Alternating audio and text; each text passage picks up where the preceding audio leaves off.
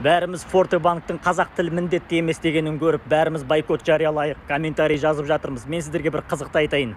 Бүткіл Қазақстандағы компаниялардың IT бөлімінде 99,99%-ында орысша білмесең жұмысқа тұра алмайсың. Себебі оның бұрынғы 30 жыл бойы басқарған экс-президенттің олқылығы. Неге? Өйткені ғылым әдебиеті бірде-бір ғылыми контентті қазақ тіліне аудармаған. Мен өзім разработчиктар туралы айтып жатырмын. Себебі мен 4 жыл бойы қазақ тобында оқысам да, бірде-бір қазақ тілімен оқыған жоқпын.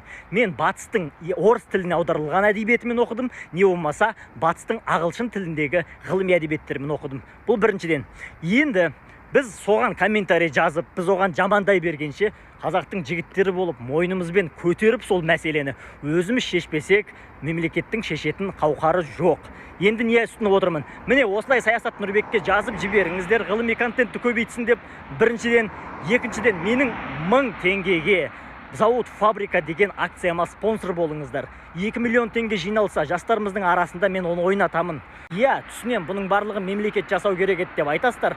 Бірақ сөйтіп комментарий жазып отырғанша өзіміздің тізгінді қолымызға алып, жігіттер секілді мойнымызбен мәселені көтеріп алсақ, сол біздің жамандап жатқан комментариімізден қарағанда миллиард есе жақсы болып нәтижесін береді.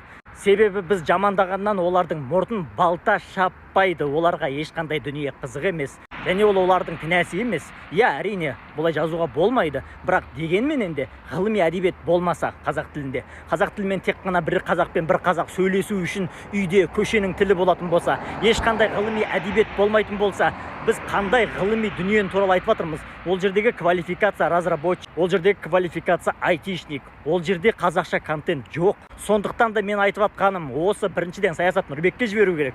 Одан кейін осылай менің 1000 теңгеге зауыт фабрика акциясында қатысыңыздар. Солай ғана шешейік проблеманы. Лайк басыңыздар, репост жасаңыздар, рекқа шығарып жіберіңіздер осы видеоны.